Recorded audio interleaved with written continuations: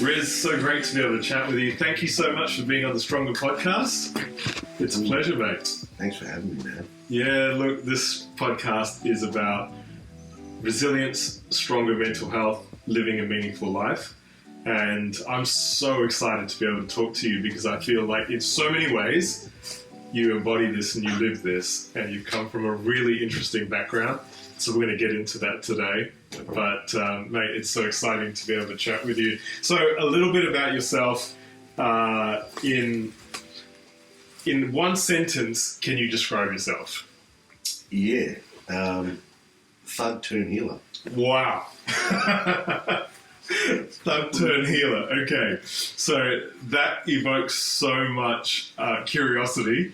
So we're going to unpack that a little bit. Yep. Look, so if we were to Google your name, Yep.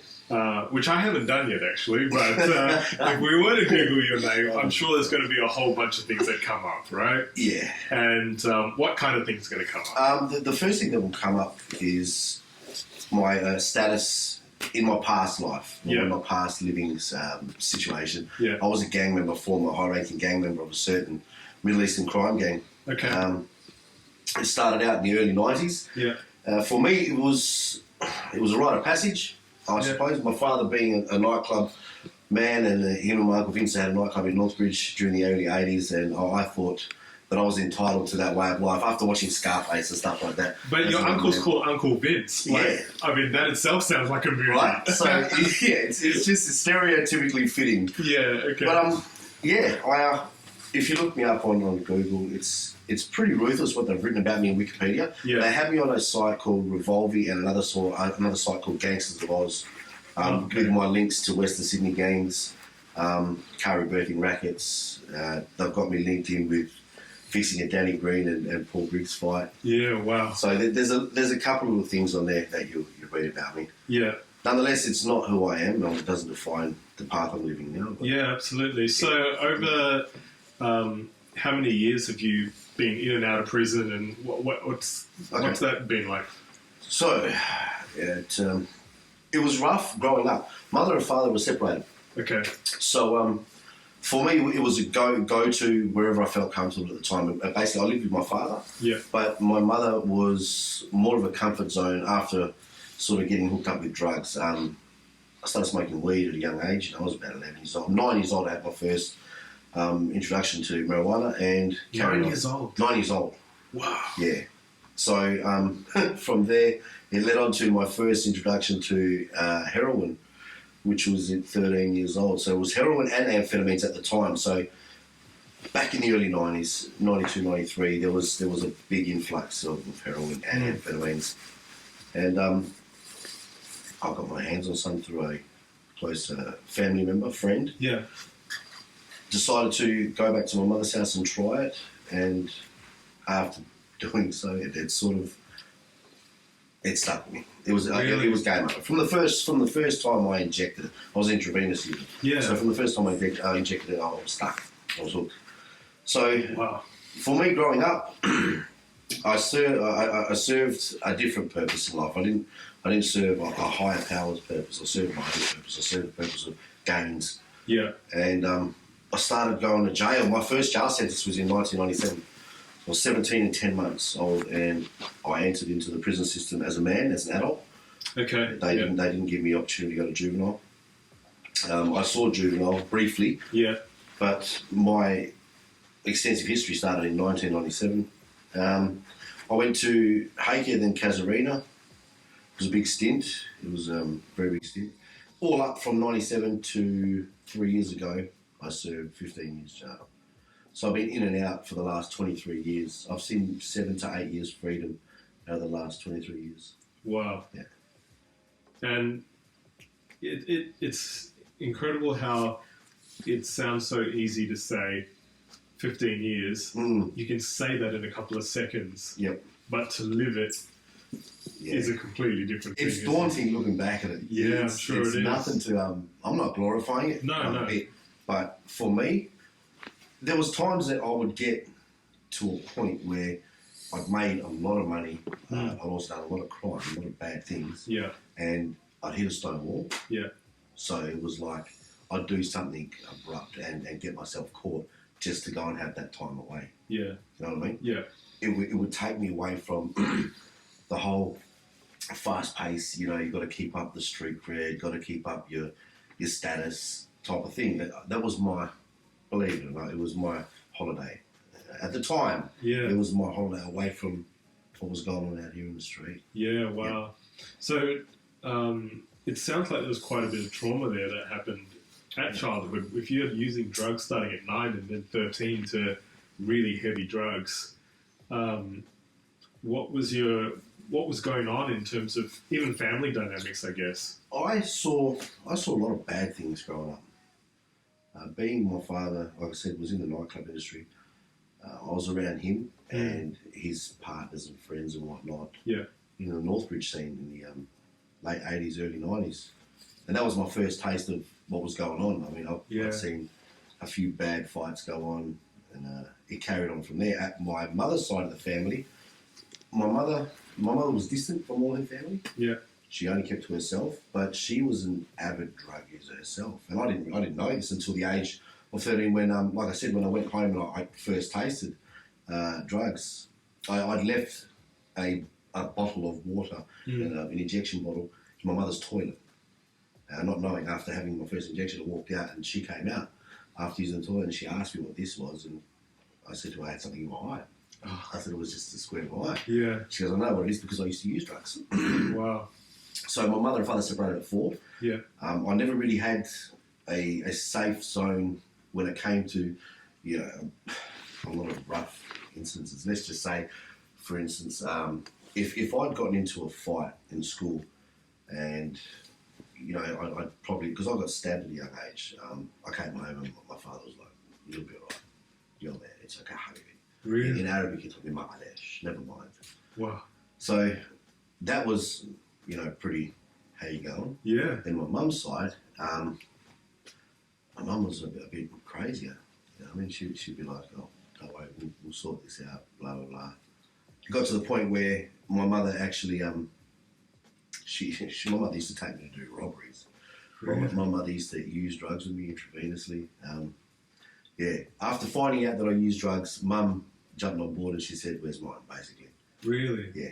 And Dad was nothing like that. Dad was God-fearing man. Yeah. But I sort of mixed up the depiction of both. I looked at Dad as being a nightclub man. Yes. And being a gangster, and Mum as just being a good girl. But Mum was actually not a good girl. Yeah. Mum and Dad sort of teed up. Mum was dancing in Dad's club back in the day. So. Really? Yeah, it was a pretty different upbringing. Yeah, absolutely. I mean, that's a childhood as you're describing it. I'm thinking to myself, that's not the average childhood for a person, for anyone out there. Yeah, that's not. It's not. No, it's not at all. No, and that doesn't really set you up for a lot of wins later on, because I guess a lot of the way that you'd think and looking for a sense of safety or security would be deep down in your heart. You'd really want that. Yeah. You wouldn't really know that you want it. No, but it was like a subconscious calling. Yeah. You know, I wasn't feeling out of place, but I did feel like I didn't have that safe place to go to. Yeah, right. So, yeah, that's where it led on from there. So then in your teens, you're using drugs, and then when did that sort of evolve into gangs or the lifestyle? Yeah. Yeah, so 13 I started using drugs. It got to the age where I was about 14 and a half, nearly 15. It was about 3 or 4 months off my 15th birthday. And I got a gift from one of my father's friends. He'd given me a couple of ounces of marijuana. And this was at his pizzeria. My father walked into the kitchen at the time I was getting it. And my father blew him away. He's like, what are you doing? My uncle Angelo at the time, he goes, don't worry, George, he's seen it all. Yeah. I was keeping everything from my dad at the time, and it was like, okay, everything's, the cat's out the bag. It's time to just fess up and tell Dad everything. So I told my dad that I was smoking marijuana. And my father being from the Middle East, he understood the whole hashish thing, and back home they smoked that stuff. Yes. And I just said, it's like hashish, man. It's like hashish, it's all right.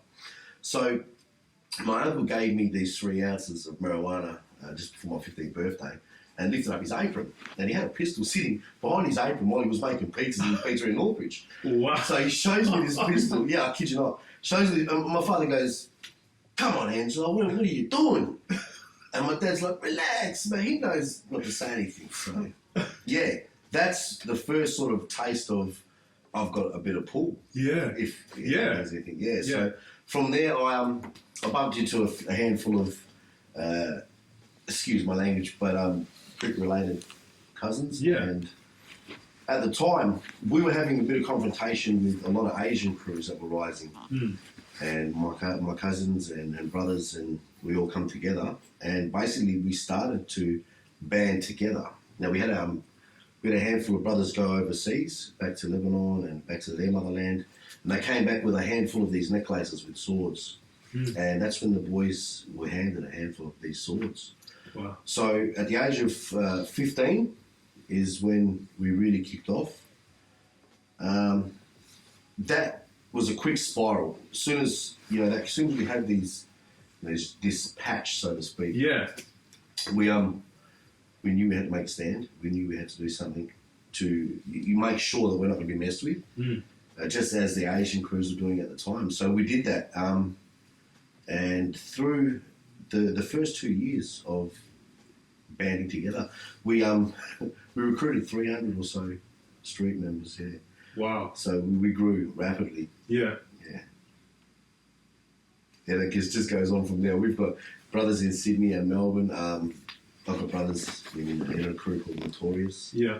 That I haven't spoken to for years, but they were linked up to us. If we needed to move something from this state, we could move it quick to them. Just a quick drive over, 5 days, drive there and do what we had to do, come back. So we had these links. It was good having my father with his connections, because his connections had even bigger connections in Melbourne and Sydney. Yeah. So it sort of filtered through. I could go to my Uncle Angelo or my Uncle Dom or my Uncle Vince and just ask a question, and they'd point me in the right direction. Yeah, sure.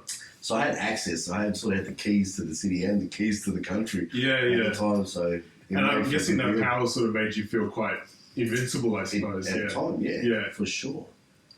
I was, in my mind, I was invincible. Yet, I'd been stabbed 5 times and got shot with a bloody air rifle. Really? Yeah. Yeah. So I've been through a little bit, not too much. I've got brothers that have been through a lot more. But So you're then going through this period where you're in and out of prison.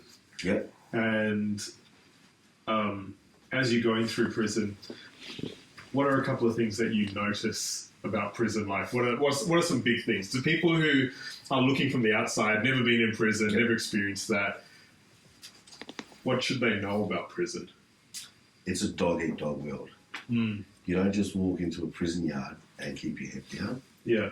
If you think you're going into a retreat to just pass the time, you're wrong mistake, man. This is a place when you walk into it, you're no longer your name, you're a number. Yeah. And you lose your whole identity. Yeah. You become part of this new hierarchy. Yes. So you come in from the street as a top dog and you're now the little fish. But if you're a little fish in jail, you get walked on, you get stood all over. And it's a quick way to either die, get put in a hospital, or get taken to a place known as protection.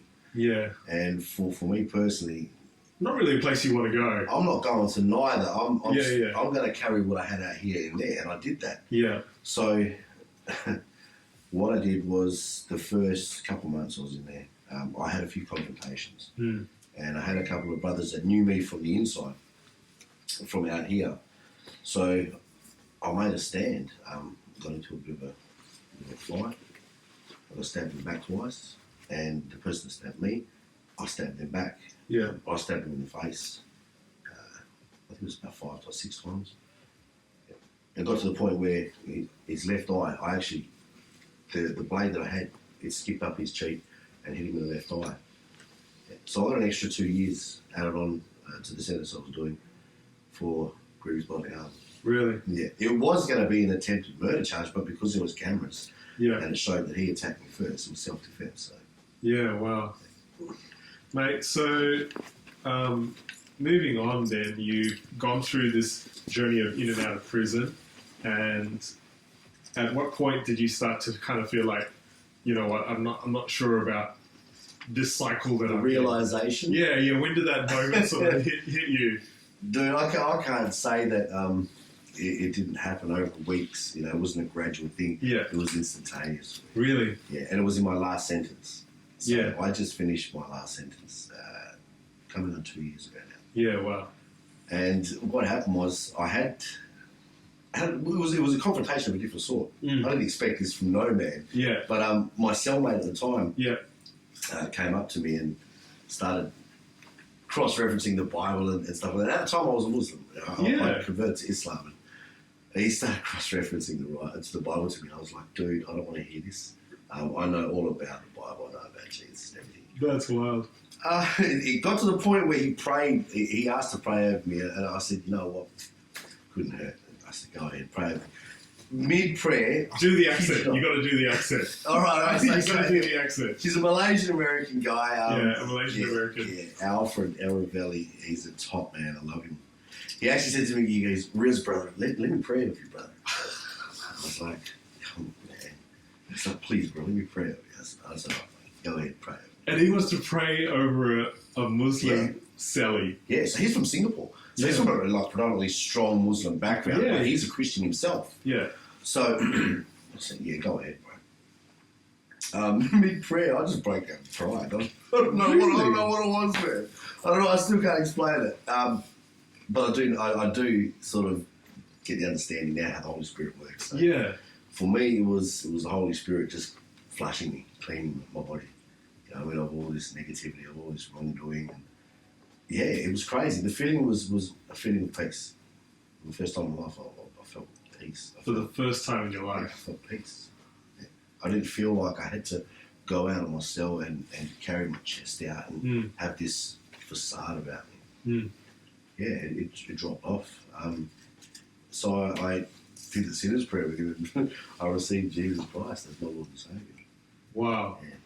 And you literally have this, illumination moment. Big time. And the scales just sort of fell off. I was blind. Yeah. Dude, I prayed. Excuse me, I prayed to stop smoking. Really? And 3 days after, there was no cravings at all. I gave my pouch of Vitox that I had at the time, I gave it to one of the brothers next door and have that. Yeah. He's like, oh, bro, do I anything? Bro, I said, please, just take it. I'm done with it. Yeah, wow. Again, I started praying for more things. Like, this maybe just coincidence. Yeah. Prayed for more things. I prayed to get into rehab. Got into rehab. I was the first person in 7,000. Out of 7,000 prisoners in the state. Yeah. I was the first person in 7 years to get accepted to Serene House on parole. Like they don't accept prisoners on parole. I was the first person in 7 years out of 7,000 male prisoners in the state. So it's sort of, coincidence went out the window. Yeah. That prayers were getting answered. I prayed to see my auntie. Mm. Even though I told all of my family I don't want to see nannies when I go to jail, I actually prayed to see my auntie, and she rocked up. She was in tears. It was like, wow. Something was going on. That was it. Game over for me. Yeah. That's incredible. Yeah, That's absolutely I incredible.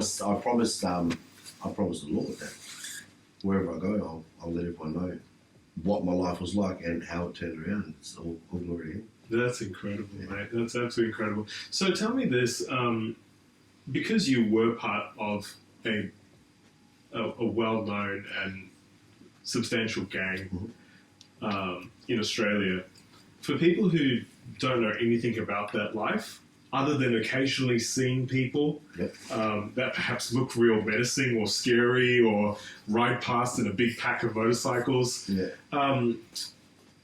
why do these gangs exist? Why are there these gangs? What draws people to that? I think it's a sense of loss. The sense that their brothers are lost. Yeah. I mean that the sense of being lost in society, in family. There's no. I know for myself, there was no real direction in life. Yeah. Okay. I didn't have no real role models other than my father. But my father was a very closed off man. Sense of bravado. You find brotherhood, family.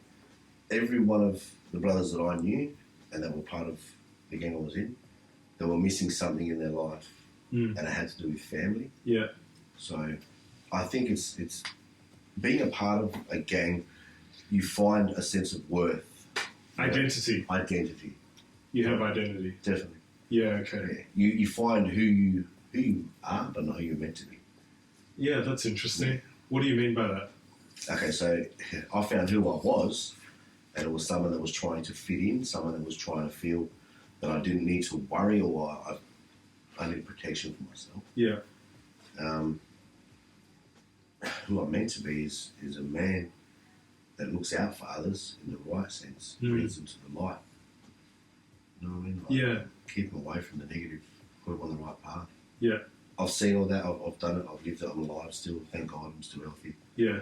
But who I was someone that was just trying to fit into a family that I didn't really have. Having mother and father broken up, and it was a go-between, weekends at mum's and then the rest of the week with dad. It was basically school, eat, sleep with dad, and mum's was like run amok on drugs. So I never really had that family unit where we could sit down and eat together or drink together and laugh together. So getting into gang life, it was like that. We'd go with 10 or 15 brothers to a restaurant. I was 16 at the time. Yeah, right. Go to a restaurant, with the older brothers. They'd buy a couple of glasses of this and that. I'd be there drinking. It was no problem. You feel part of the family unit. Yeah, wow. Yeah. And I guess it gives you a big network as well. Definitely.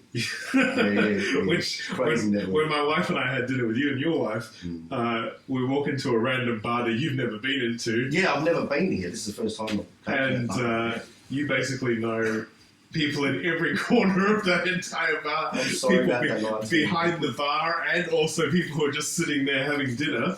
And yes, sort of made it an awkward dinner. Yeah, with you having to race up and say hello to so many people. I had cousins in one corner. I had one of my close mates behind the bar, managing the bar. Yeah, and then I had a mate's son's christening in the sports bar next door. Pretty crazy. Yeah. Of all nights, it had to happen. Not having dinner. No, that's brilliant. I'm really sorry about that. No, that's good. But it's sort of like that. Like wherever I go, if my missus just wants to go out for a track to Costco or something, more than likely bump into someone.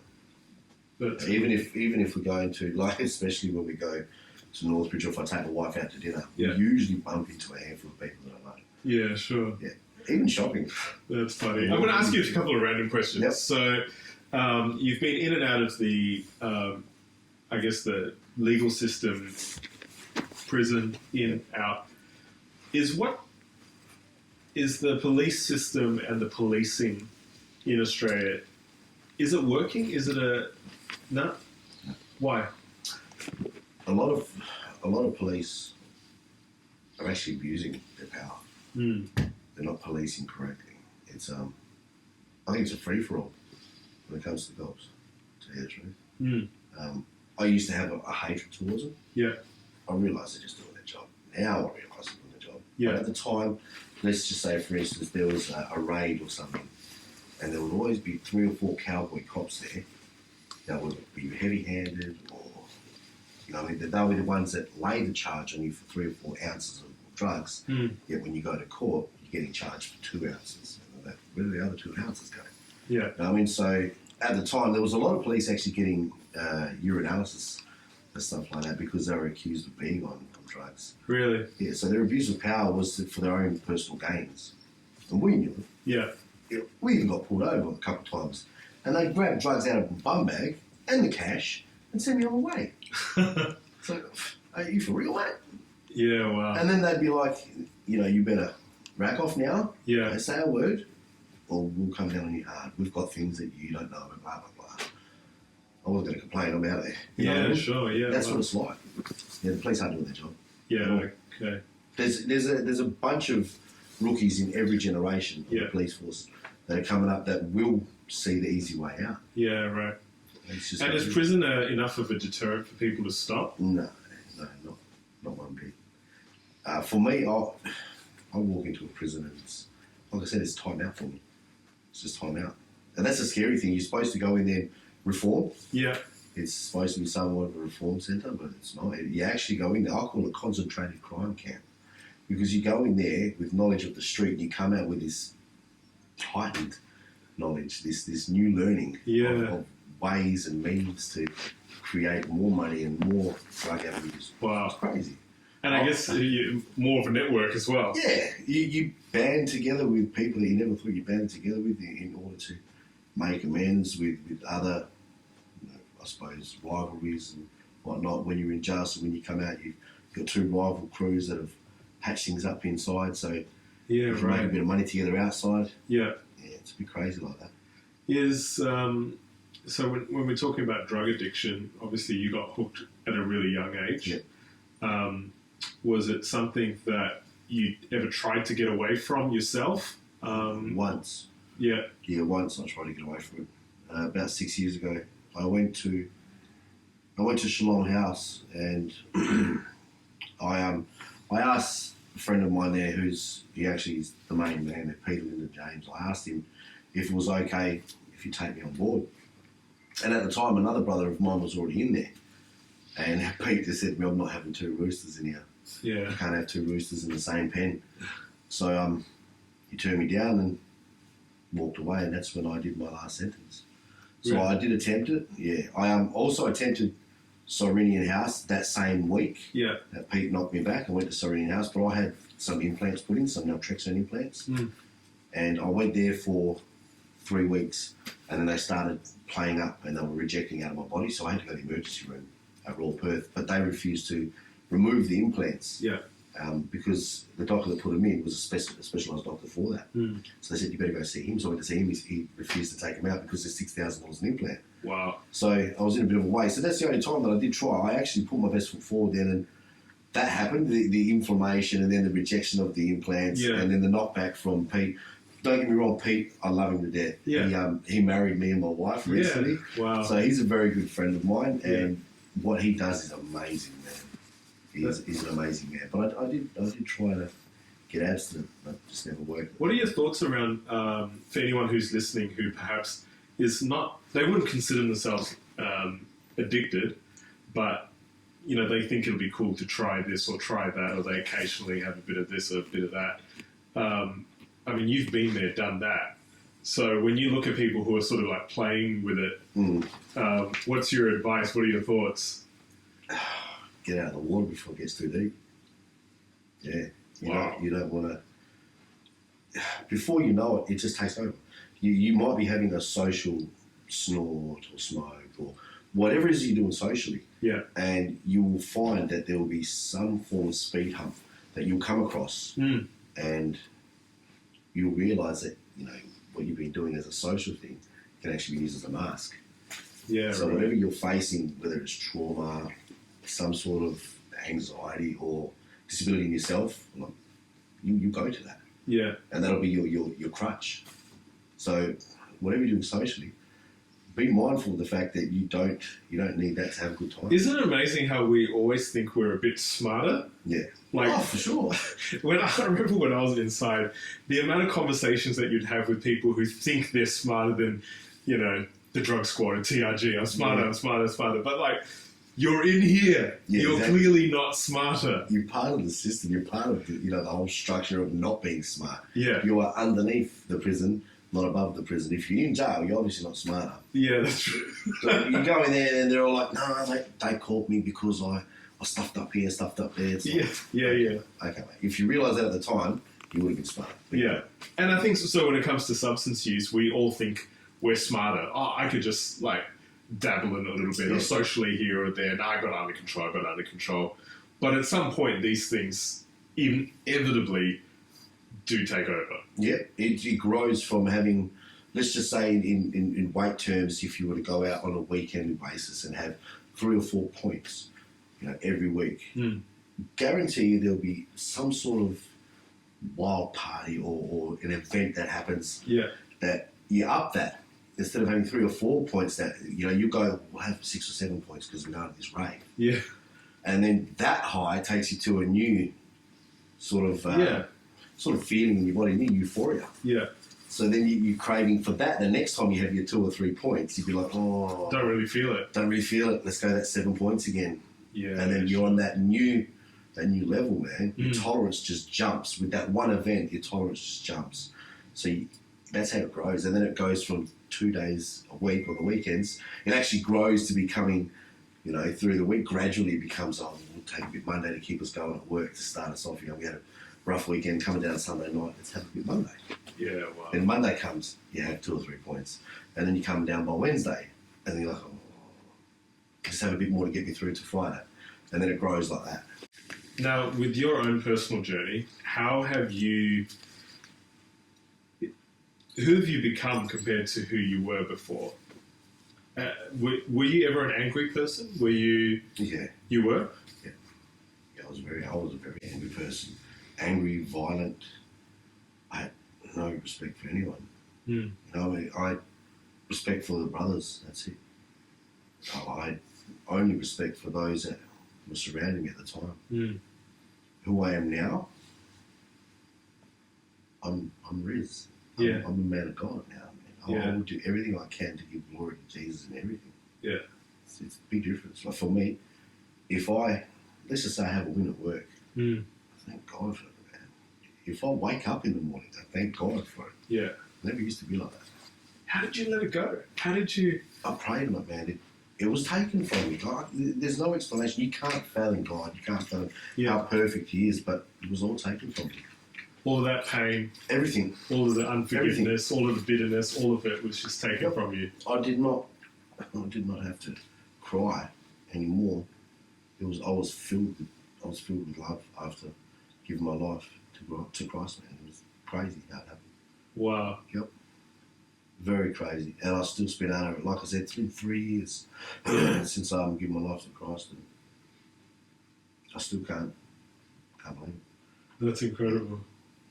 And how many years have you been able to be clean, I suppose, as well? So I've been clean for 3 years and 6 months. Yeah. Has it been easy? The first year, no. The first year was hard. Because that's when I just started in prison to become clean. Mm. And then I got out into the rehab. And I was already clean when I got to rehab.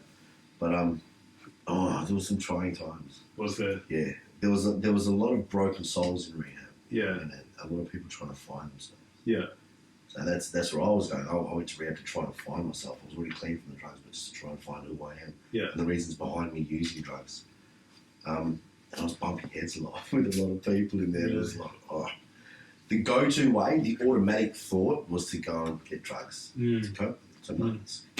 The control thinking was to nut it out, and I actually grew resilience from that. So I'm very happy. Yeah, that's incredible.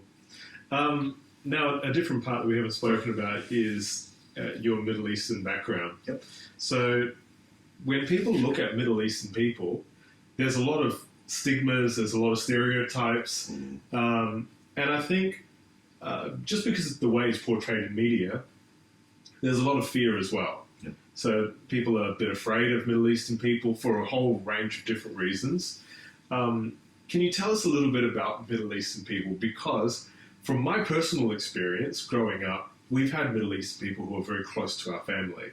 And I remember when I first went to the United States as well, I stayed with a Palestinian family, and they are some of the warmest, most beautiful people. It was family, and my parents were close to them. They introduced them to me, and I suddenly felt like, oh, this is family. And so there are a lot of beautiful things about Middle Eastern people. Can you share a little bit about that? Yeah, so coming through these last couple of years, I've reconnected with my family. Yeah.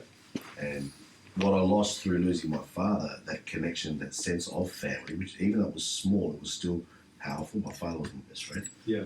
Coming back into it now and very grateful for God blessing me with the family of God. Like you said, it is family. I'd never been able to take a girlfriend of mine to my auntie's house because she'd tell me, and my girlfriend, to sit outside. I got married and I go to my auntie's house and I walk up to the door thinking it's going to be the same as the past. Yeah.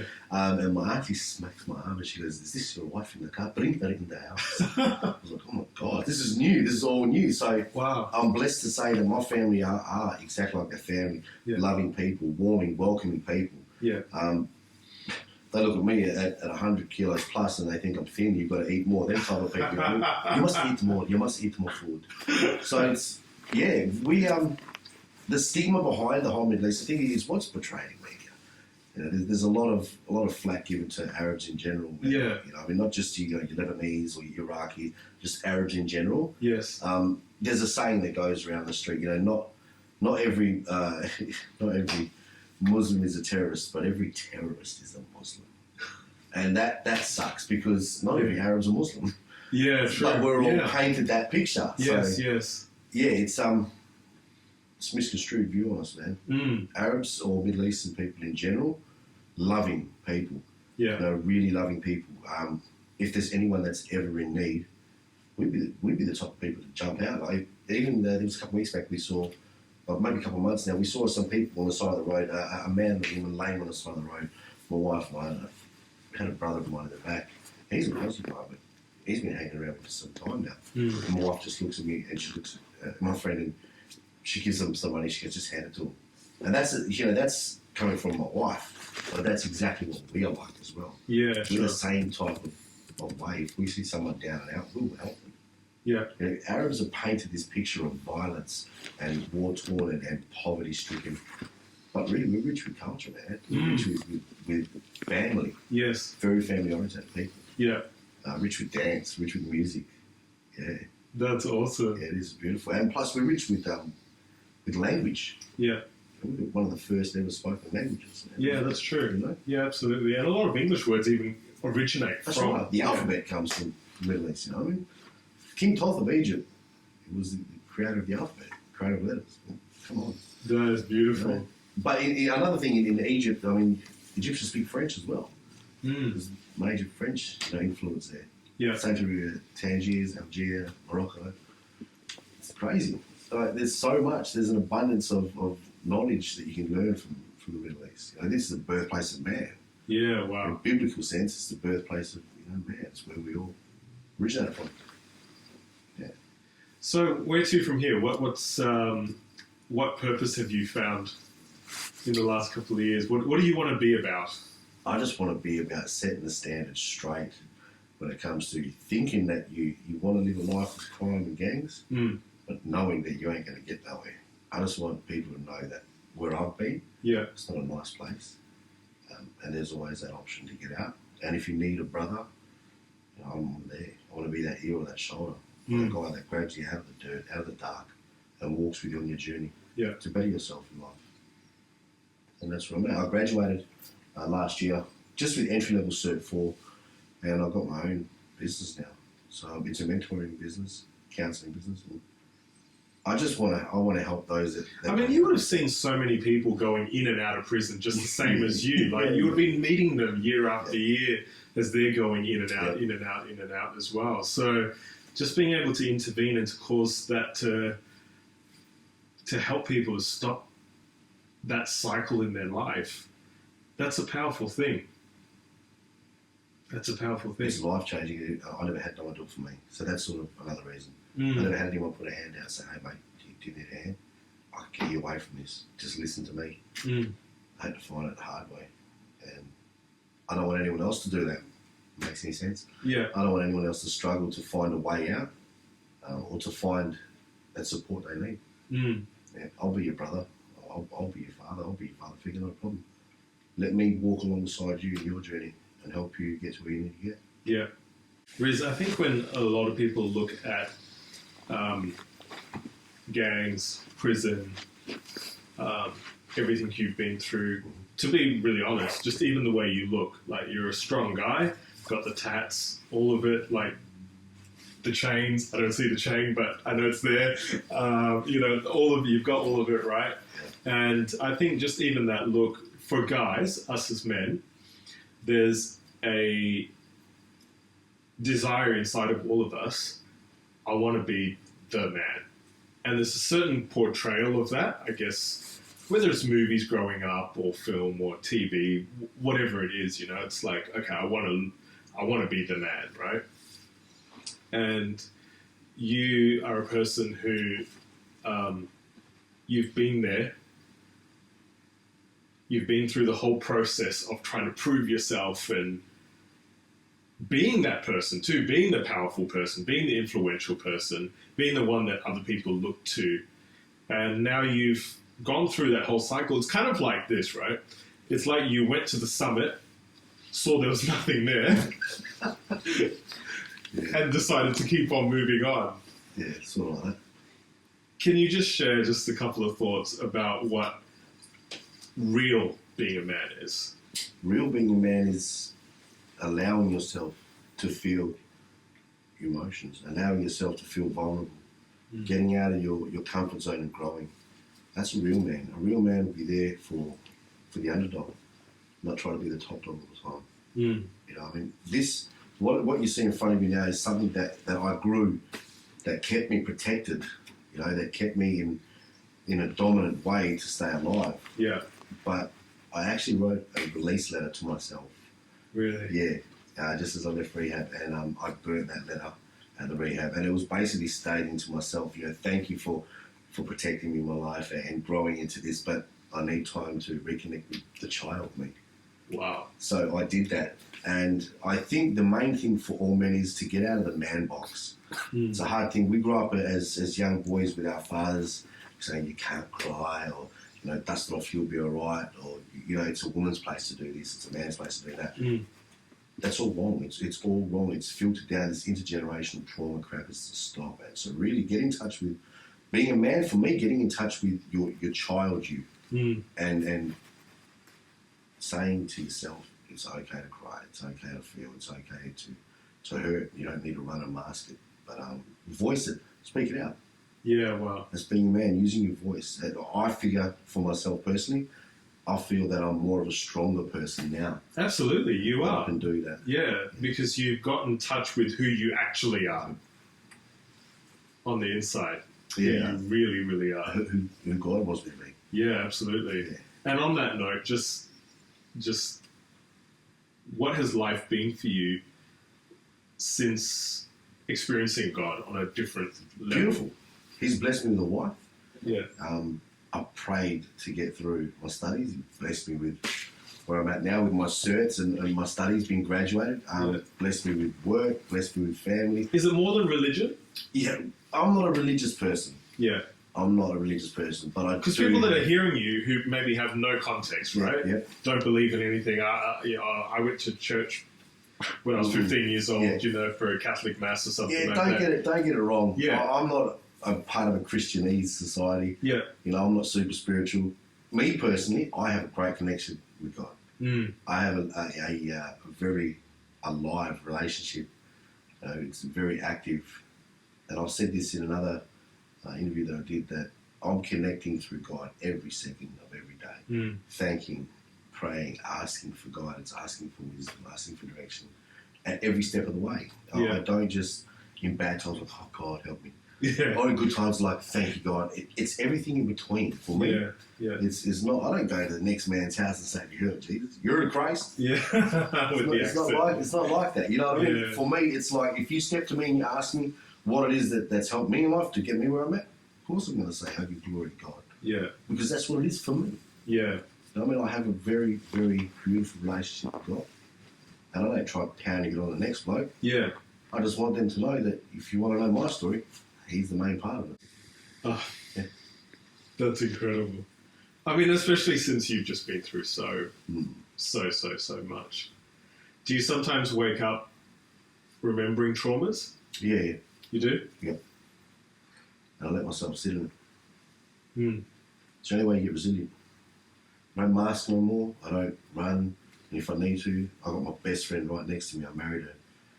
I get to talk it out if there's anything that really hits home. Yeah, wow. Yeah. I love my wife for that too, because she's my stone and she's my lifeline. Now I mean, that's a really powerful thing, because I think a lot of times we tend to suffer on our own. And we just sit there and we stew and we think. And a lot of the conclusions we come up with by ourselves are not the right conclusions. No, they're automatic thoughts, mate. It's something that you go to because you're comfortable with. Yes. You know, I mean, the only way you're going to get resilient is stepping out of your comfort zone and growing.